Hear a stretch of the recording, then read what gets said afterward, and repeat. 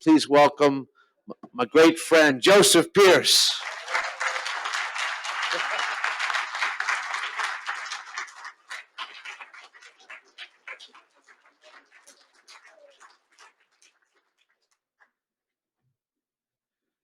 Good morning. My talk's going to be an anticlimax for two reasons. One, because Robert Ashe's talk was brilliant, and mine won't be. And two, he has a real English accent, and I don't. Well, I have the Cockney version. He has the real version. But as Chesterton believes in the ordinary common man, I have the real English accent.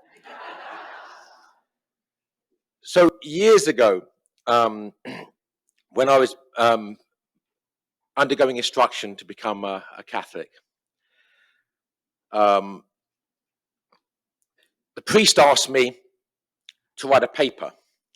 How many people here, by the way, how many people here are converts? Whoa, love it. All right. How many of you, as part of your conversion process, RCIA or whatever, were asked to write a paper? I had a really weird priest, man. No, he knew I was a writer. That's what I did in my previous life as a neo-Nazi. We'll come to that in a moment. That's why my following Robert's talk is perfect, really, because, he knew I was a writer. I edited 3 magazines during my late teens and 20s. So I think he thought, for me, a good part of my conversion process was to get me to write a paper. And the theme, of course, appropriately, was why I want to be a Catholic. You know, although none of you are asked to write a paper to become a Catholic, most of us have written papers, right? And if you're my age, you're staring at a blank piece of paper.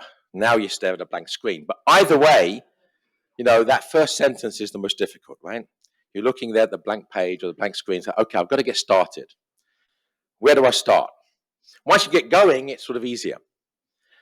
And as I was facing this blank piece of paper, these words of a very well-known hymn, which you all know, came into my head.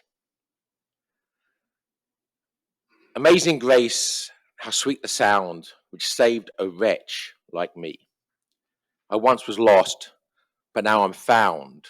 Was blind, but now I see. And there's various reasons that it came into my head by through grace. But of course, John Newton, who wrote that hymn, had been a slave trader. So I was a previous neo-Nazi, racist, and it seemed absolutely appropriate that those lines sort of, and there was it wasn't, it was just pure gift. So I began the paper with those words. And so really what I'm going to say over the next half hour or so, 40 minutes or so, is this amazing grace. There's no other word for it. So I grew up very anti-Catholic. From where we lived in Suffolk, in the countryside. We moved from London when I was 18 months old. There's a Catholic church, hideously ugly, built in the 1960s. You know the type. None of that meant anything to me in those days. And, you know, my dad laughed because one of his friends, when he saw the Catholics leaving after Mass, said, look at those sanctimonious expletives. My father called Catholics bead rattlers because they rattle their beads. When I was a child, my father came back from the pub, drunk, and my mother had kept her mother's rosary beads. Now, my mother would not know how to say the rosary. I doubt if she ever said the rosary in her life. But she had the beads because when her mum died, as a memento. Her mother was Irish. And she just kept them, just a memory of her mother. My father came home from the pub and said, we're not having these papist beads in the house, and threw them out the window. So I grew up basically hating Catholics. But I also grew up as a racist because my father said, his words of wisdom to me, there are only 3 types of people in the world. There are Englishmen. There are those who would like to be Englishmen. And there are those who don't know any better. So for my father, obviously the best thing in the world is to be English. with his own understanding of English, was very actually, in some sense, Disraelian, a very British imperialist, with the fact that British controlled, a third of the land area of the world or whatever, the pink parts on the map.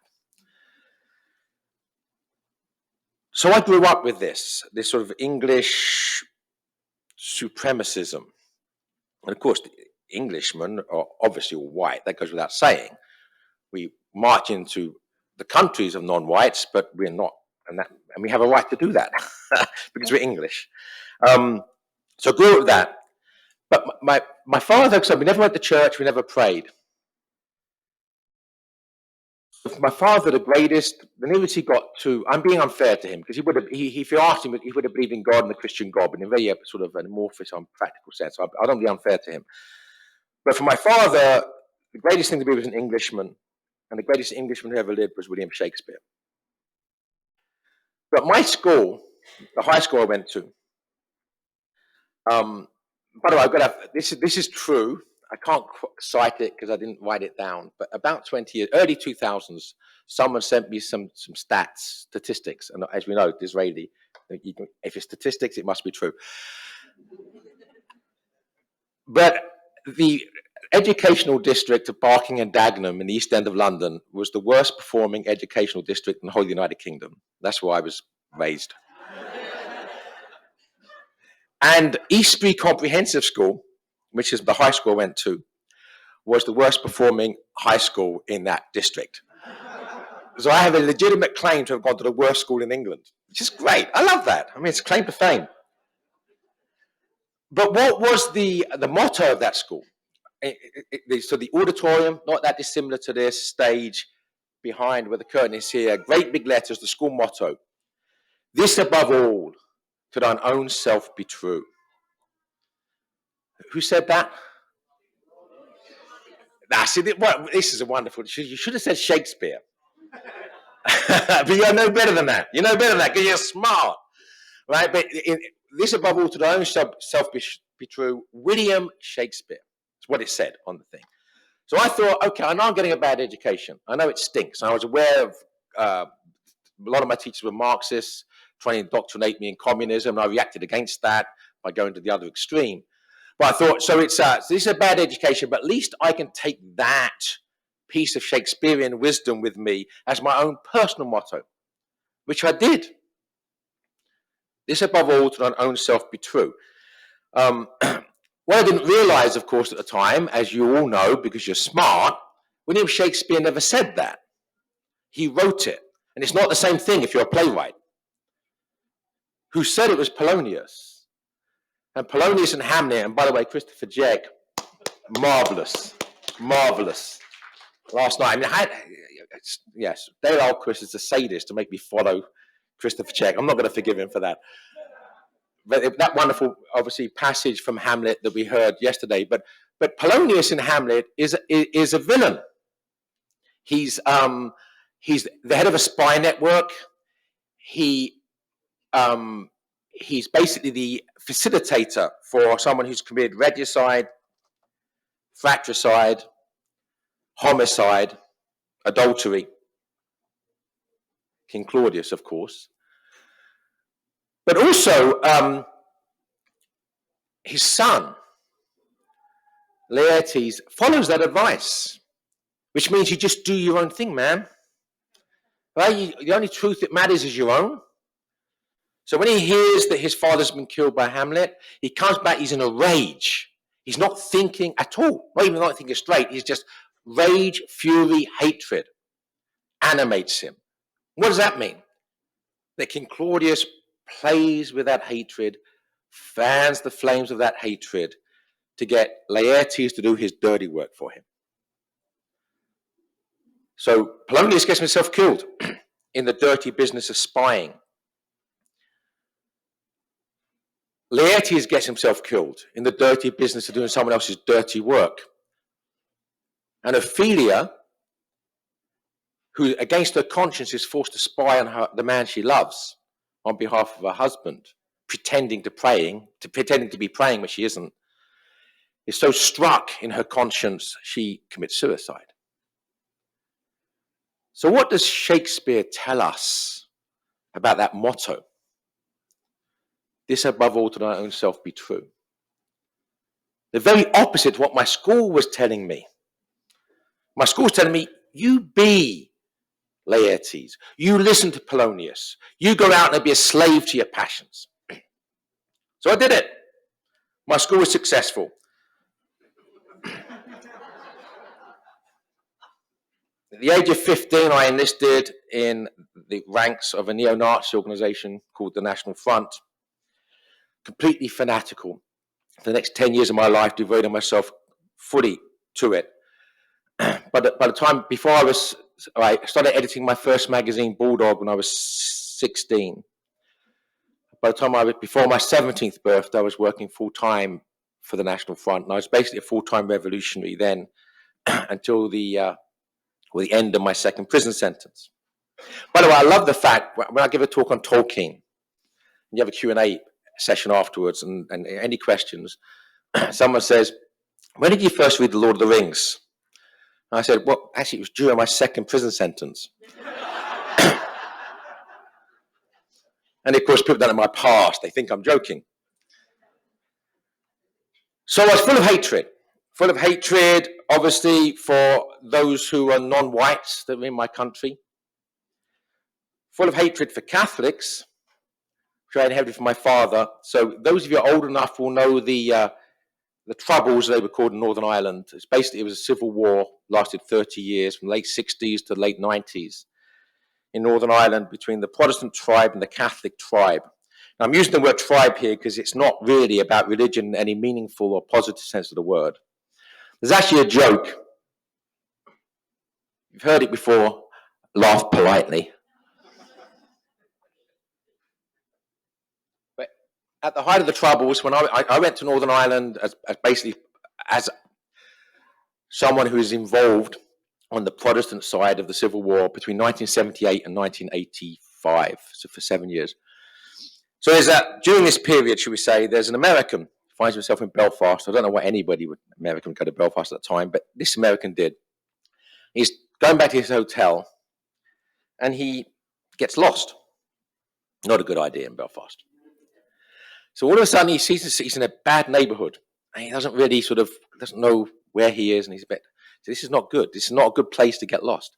And then his worst fears materialize, because out of the shadows, this group of rather menacing young men appears. And they approach him, and the leader of them says, "Are you a Protestant or a Catholic?"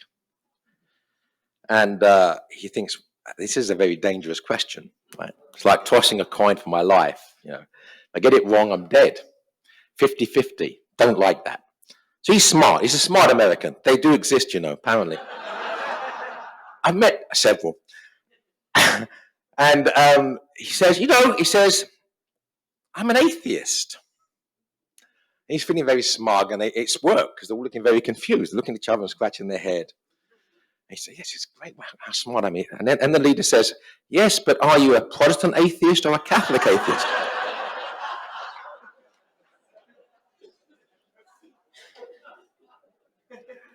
And it's funny, but it's actually true, because I never went to church. I wasn't a Christian. And it's true of most of the people I knew over there. And on the other side, the Catholic tribe over there, the IRA are stinking Marxists. If you want the most pro-abortion, pro-nihilistic, anti-Catholic party in the world, you'd go very hard to find something worse than Sinn Féin, the party in Northern Ireland. They're radical, atheistic, pro-abortion Marxists, but they represent the Catholic tribe. And it's a great shame, actually, in the people of Northern Ireland that the Catholic tribe vote for those, but that's a different issue.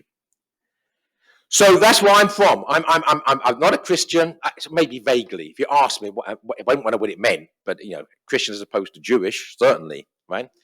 There's a tribal label, certainly. Going to church, never. Praying, never. The nearest we got to Christian practice was Christmas, when they would have a carol service on the morning. That's appropriate, right? Of course, we'll listen to a few carols on Christmas morning. It's part of it. We're Dickensians, after all. We're not Christians, but we're Dickensians. So I was involved with the two terrorist organizations in Northern Ireland, the UDA and the UVF, the Ulster Defence Association, the Ulster Volunteer Force. Two friends of mine were killed by the IRA. I was a member of a secret society called the Orange Order, which only exists to be anti-Catholic.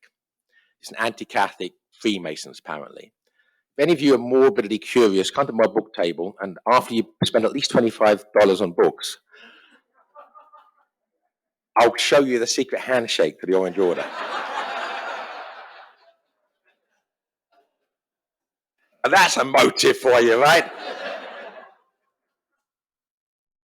So, of course, on top of this anti-Catholicism and racism, I was also very heavily involved with the skinhead movement, which was the second wave. It was very big in the late 70s. The skinhead movement in England in the late 70s was a reaction against the punks. The punks were anarchists and nihilists and Marxists. So many people who were of my generation who became punks, when all of this politics came in and they didn't agree with it, they reacted by shaving off their hair. So I'm sort of into the music, but I'm not into that sort of politics. But the politics that we're into was neo-Nazism. So I founded a record label called White Noise, which is perfect description of what it produced. It couldn't be called music. And the first record we produced, actually, by a band called Screwdriver, and before YouTube banned them, you could go and listen to all of this stuff. They've been banned. But Screwdriver with a K, as in skinhead. And the first record we produced was a song called White Power. And I was guest vocalist. It's the beginning and end of my rock music career. Deo gratias. And my lines from that song, White Power, was the chorus, and it was, White Power!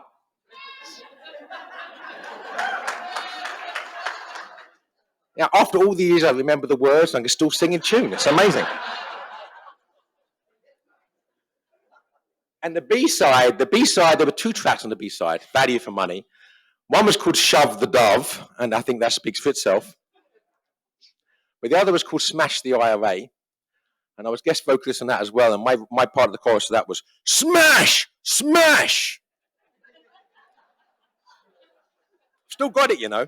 I could have had a great career in rock music.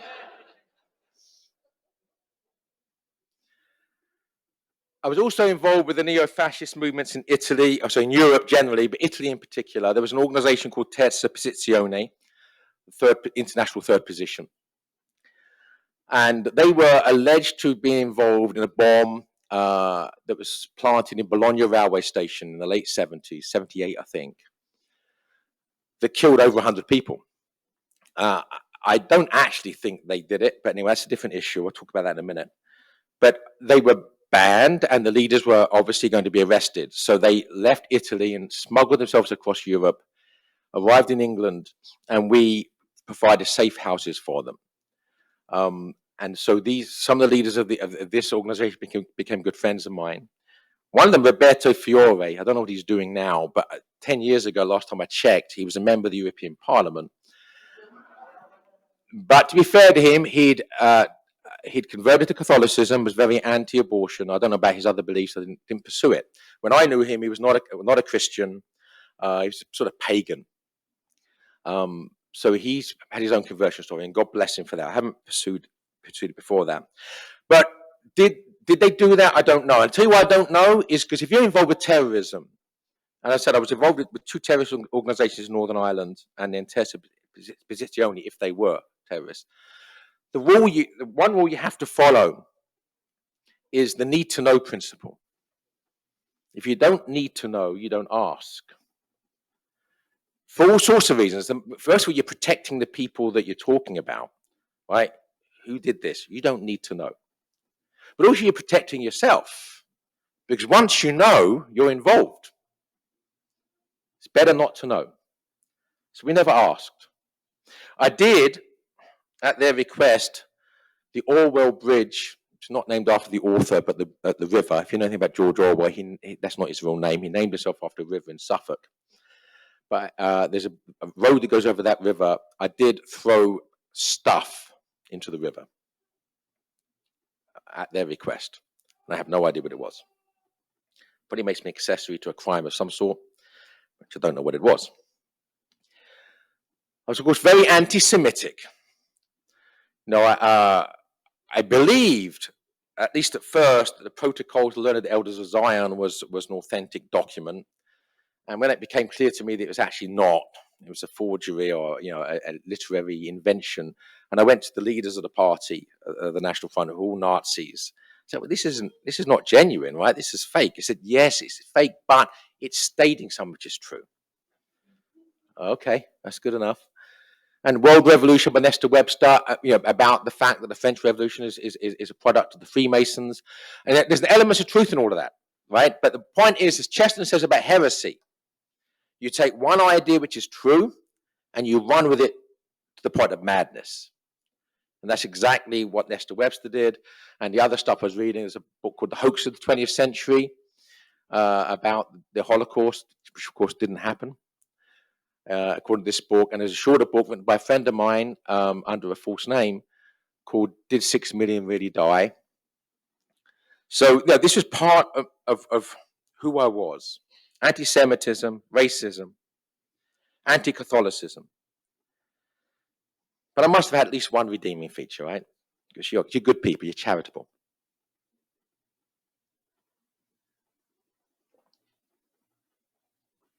Well, I was also very anti-American. I'm not putting that forward as a redeeming feature, by the way. But, we organized demonstrations outside US air bases.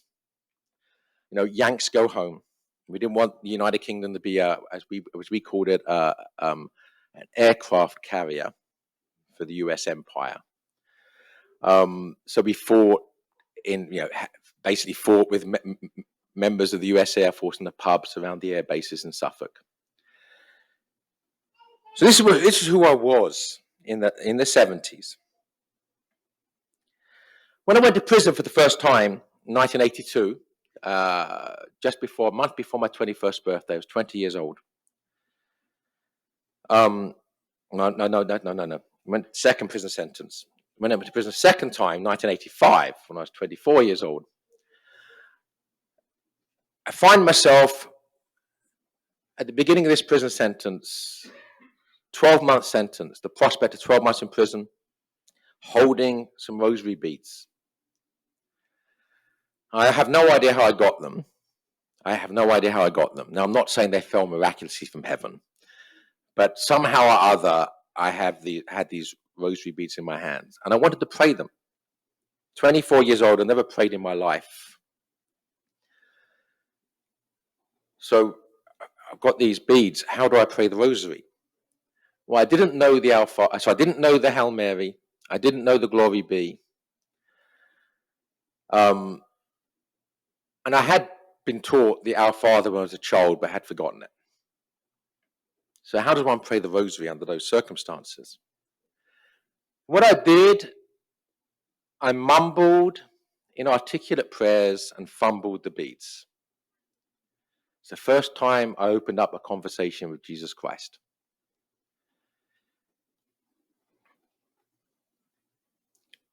And answers, healing. I didn't even recognize the healing until later, looking back. For me, it was a completely rational process. So why do I find myself during the second prison sentence wanting to say the rosary? This anti-Catholic, anti-Semite, racist. Because I've been reading G.K. Chesterton. Now, under grace, to God be the glory, but under grace, I owe my conversion to G.K. Chesterton. Now, he led me to other people as well, such as Belloc and Lewis and Tolkien and John Henry Newman and Thomas Aquinas.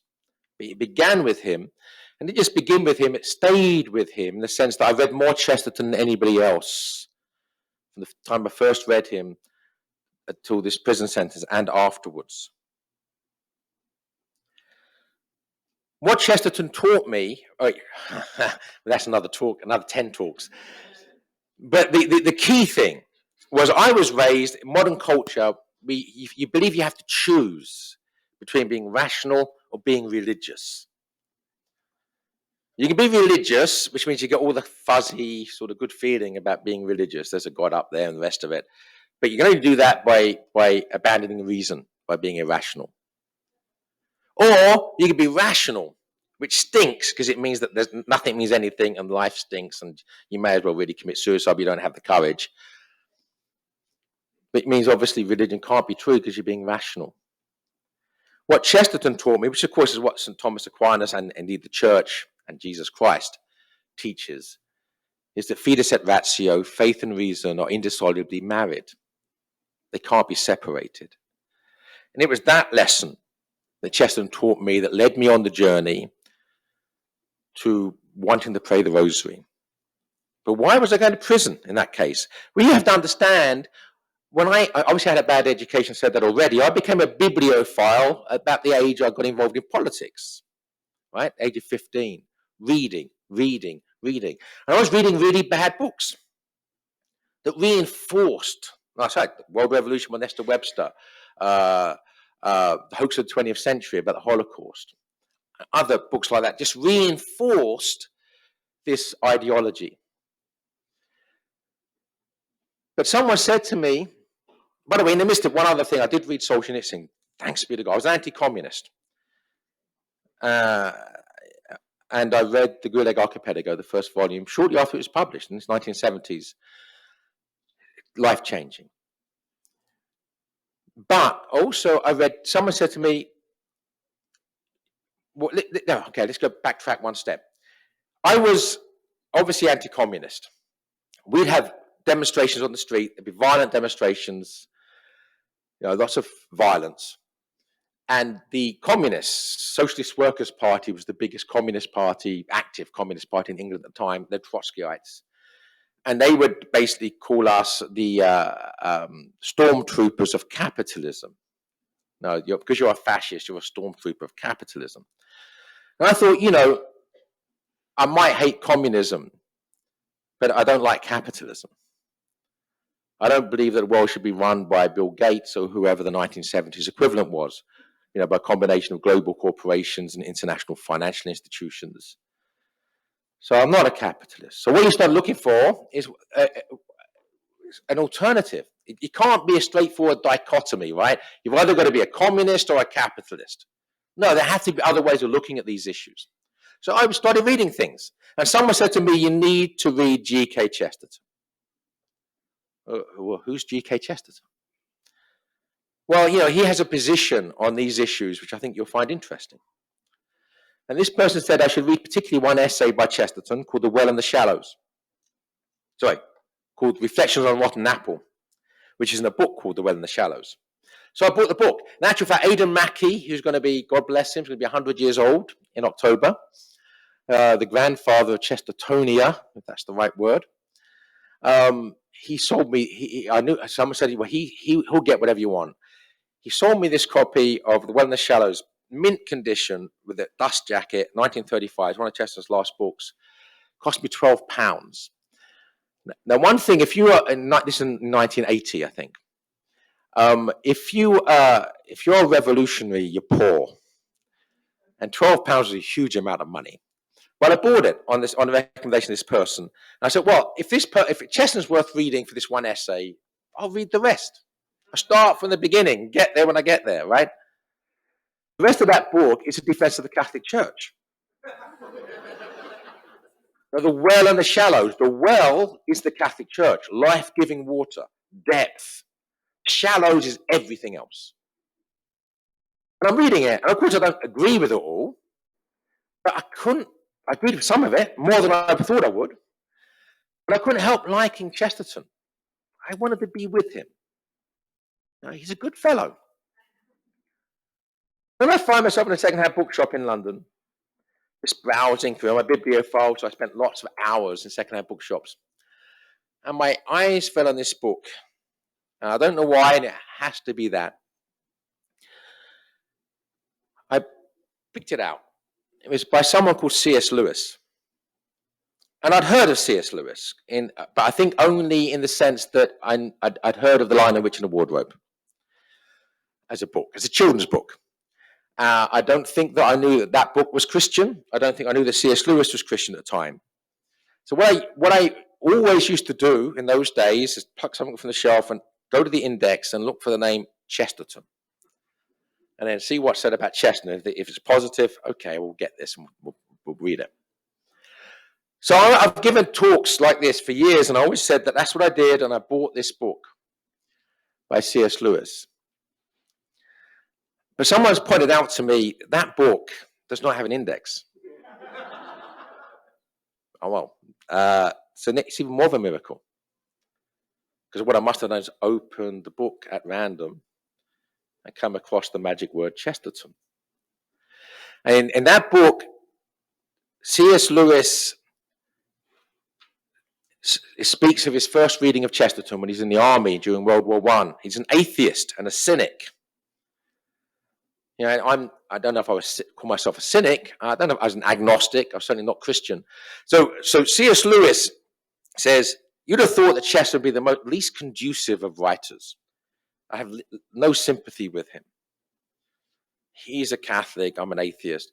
But I couldn't help liking Chesterton. I thought, wow, exactly. Right? We like him in spite of the fact he's Christian. Got it. And he said that Chesterton has more common sense than all the moderns put together, except, of course, his Christianity. Yes! Is there anything wrong with Chesterton is the fact he's a Christian? Everything else is great. But Lewis is even better than Chesterton. He buys what Chesterton believes and sells, but he doesn't believe in the Christian bit. That's me. So I've got to find out more about this C.S. Lewis. So I buy the book. That book is Surprised by Joy, which is C.S. Lewis's conversion story. So I'm reading, I think, no, he's not going to do it, is he? He's not going to.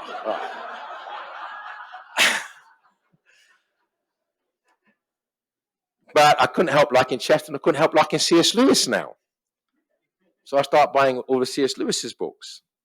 So this is the situation I'm in when I go to prison.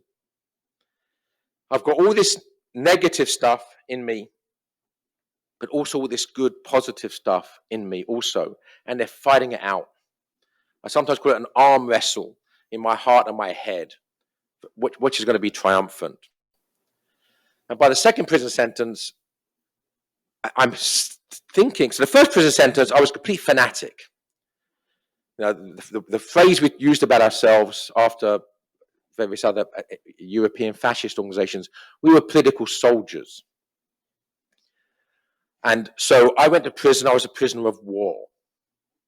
I used my cell as a gym, a bunk bed, get underneath it, do your bench press, get yourself in shape.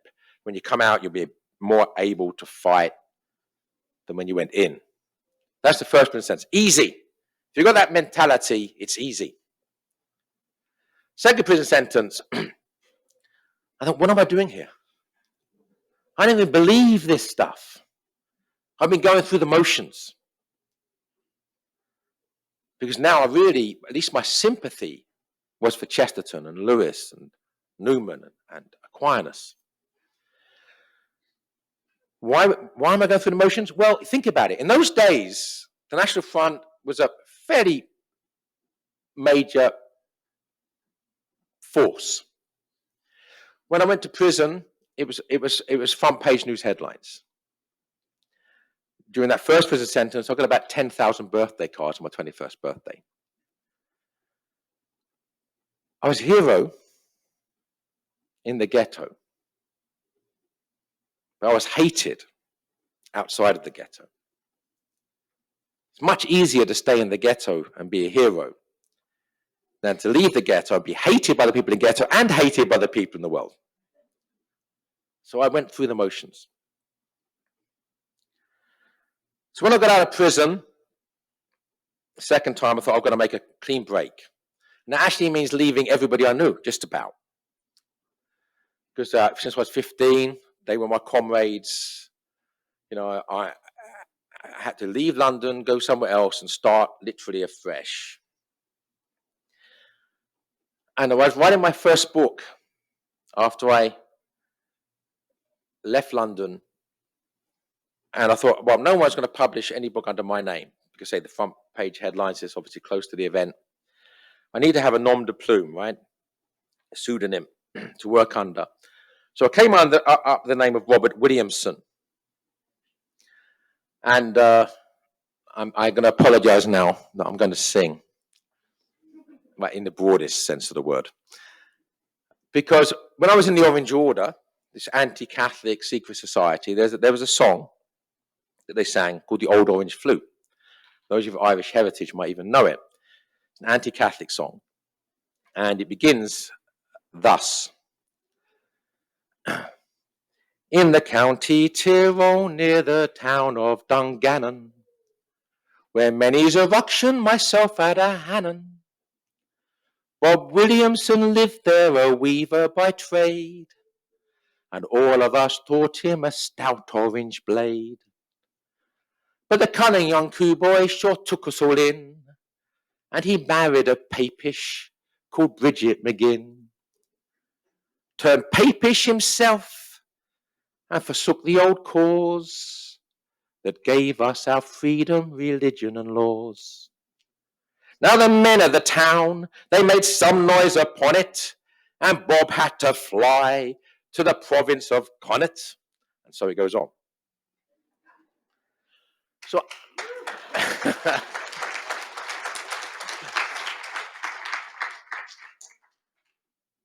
so I thought, that's me. I am the former Orange man who's become a Catholic. I haven't married a papish called Bridget McGinn, but I have. I'm an Orange man who's become a Catholic. Robert Williamson. Bob Williamson lived there. So I became Robert Williamson. And God has a great sense of humor. Now, if you read Chesterton, you know that. I mean, the end of orthodoxy. You know, the one thing that God hides from us is the fact he's laughing. His mirth. Our sense of humor comes from him. So he has a great sense of humor. He thought, that's good. I like that. You want to be Robert Williamson? We can make that happen. So I obviously hadn't married a papish called Bridget McGinn, but then I met in 1999, so 3 years after my Chesterton biography was published, in Oxford. I met a girl from Orange County, California.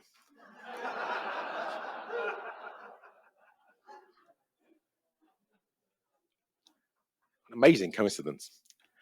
But her mother was from the county Tyrone, near the town of Dungannon. Her mother was born in a little village called The Rock, just outside Dungannon in County Tyrone. So, you know, God says, yeah, we can do that. You want to be Robert Williamson? We can make you Robert Williamson if you like. So, obviously, I'm married to that wonderful woman now, and we have children, the rest of it. That's another story, and thanks be to God. Whenever I give this talk, if I forget to mention at the end my father, I always feel absolutely struck down, mortified. My father was a good father. You wouldn't think so. You think I was abused. And of course, intellectually and ideologically, I was, right? He had a vision of the empire and what it was to be British and English that, you know, he got from his grandfather, who was born in 1895 at the end of the Victorian era. You know, so that I inherited that, for better or worse, right? So a lot of the bad things, the poisonous things in my father's knee. My father, in fact, Robert's talk, my father hated things in abstract, loved people. So my dad was anti-Semitic. My dad was a racist. My dad was very anti-Irish. I got that from him as well. But he worked in the construction industry. He knew Irishmen. He knew black people. And he loved them. He'd go to the pub and drink with them. He loved people. I don't know anybody who loved people as much as my father. So he had all these abstract ideas and ideologies, but if you give him a person, he loved them. And I think I also got that from him. But also, you know, he was struck down with emphysema when in 1990 when he was 60 years old and was housebound, which is tough for a man like him. He became a Catholic.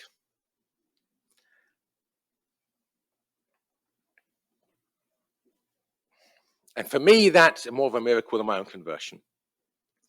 The last 10 years of his life, he was in the church. By the pure grace of God, when he died in 2005, I was living over here. I happened to be in England. He was raced into a hospital and died about 3 days afterwards. I was in England already. I was in Cambridge at the C.S. Lewis conference. And I had to cancel my speech to go down and be with my father. And think about God's providence here.